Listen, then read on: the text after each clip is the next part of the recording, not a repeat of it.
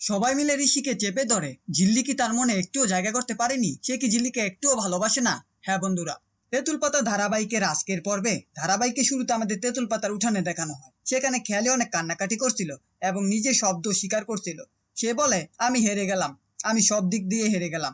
আমি চেয়েছিলাম তেঁতুল পাতার ক্ষতি করতে, কিন্তু আমি পারলাম না। আমি হেরে গেছি, আমি হেরে গেছি। খেয়ালির কান্নার দৃশ্যের পাশে দেখা যায় রানাও কান্না করছে। তখন জিল্লি রানার কাছে গিয়ে জিজ্ঞেস করে, তুমি কি খেয়ালিকে ভালোবাসো? তখন রানা বলে, ভাইজি আমাকে অনেক ভুল বুঝিয়েছে, তাই তো আমি খারাপ পথে গিয়েছিলাম। কিন্তু যখন জানতে পারলাম সে আমার মেজু কাকাকে খুন করেছে, তারপর কি তাদের প্রতি ভালোবাসা থাকে? তখন জিল্লি আবারও বলে, আমি যা জানতে চেয়েছিলাম শুধু তাই বলো, তুমি কি খেয়ালিকে ভালোবাসো? ঋষি কথা কেটে বলে, তুমি কেন ওকে জোর করছো? কিন্তু জিল্লি ঋষির কথায় পাত্তা না দিয়ে আবারও রানাকে জিজ্ঞেস করে, সে কি খেয়ালিকে ভালোবাসে কিনা। রানা বলে, দীর্ঘদিন এক করে থাকলেই এমনিতেই ভালোবাসা হয়ে যায়। জিল্লি তখন উত্তর দেয়, এটা ভুল ধারণা, আমার ক্ষেত্রে তো সেটা হয়নি। একথা শুনে ঋষি অবাক হয়ে যায়। এরপর জিল্লি রানাকে বলে, তার মানে তুমি খেয়ালিকে ভালোবাসো? তারপর জিল্লি খেয়ালির কাছে যায়।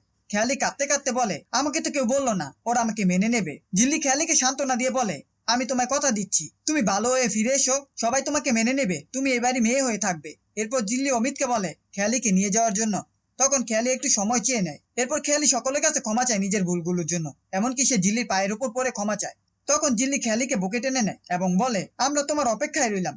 ঋষি তখন জিল্লির কাছে এসে বলে, তুমি কি ধাতু দিয়ে তৈরি, কিভাবে পারলে এসব করতে? পরবর্তী দৃশ্যে দেখা যায় দাইয়া কাকিকে বাড়ির বড়রা ডাকছে রান্নাঘরে সাহায্যের জন্য, কিন্তু কেউ যাচ্ছিল না। সকলেই সকালের আড্ডা নিয়ে ব্যস্ত ছিল। তখন দাইয়া কাকি জিল্লিকে রান্নাঘরে সাহায্য করতে বলে। জিল্লি কিছু না বলে রান্নাঘরে চলে যায়। অন্যদিকে বাড়ির সকলেই খেয়ালির বিষয় নিয়ে আলোচনা করতে থাকে এবং হাসি ঠাট্টা করতে থাকে। হঠাৎ সেখানে ঋষির কাকা খেয়াল করে জিল্লি সেখানে নেই। তিনি তখন জিল্লিকে ডাকতে থাকেন। জিল্লি রান্নাঘর থেকে বের হলে কাকা জিজ্ঞেস করে, তোমার মন খারাপ কেন, কি হয়েছে? জিল্লি কিছু না বলেই রান্নার অজুহাত দিয়ে সেখান থেকে সরে যায়। এরপর সকলেই মিলে ভাবতে থাকে জিল্লির কি হলো। তখন ঋষির মা বলে, নিশ্চয়ই ঋষি কিছু বলেছে। এমন সময় ঋষি সেখানে চলে আসে। সবাই মিলে ঋষিকে চেপে ধরে জানতে চায় সে জিল্লিকে কি বলেছে। ঋষি বলে, আমি ওকে কিছু বলিনি, আর তোমাদের কেন মনে হয় যা হচ্ছে সবকিছু আমার জন্য? অন্যদিকে জিল্লি রান্নাঘরের দরজায় দাঁড়িয়ে বিড়বিড় করে বলতে থাকে, উনি নাকি সব বোঝেন, সব জানেন, তাহলে আমার মনের কথা তিনি কেন বুঝতে পারছেন না আমি কি চাই? পরবর্তী দিশে রানা উঠানে আসে এবং সবাইকে বলে, আমি জানি জিল্লির কি হয়েছে। জিল্লি আসলে ঋষির মুখ থেকে ভালোবাসার কথাটা শুনতে চায়। একথা শুনে ঋষি কিছু না বলে চলে যেতে চাইলে সবাই আবার তাকে চেপে ধরে। সকলে মিলে বোঝাতে থাকে জিল্লি অনেক ভালো মেয়ে, সে এই পরিবারের জন্য কত কিছু করেছে এবং সে যেন জিল্লিকে ভালোবাসে এবং তার মনের কথাটা বলে দেয়।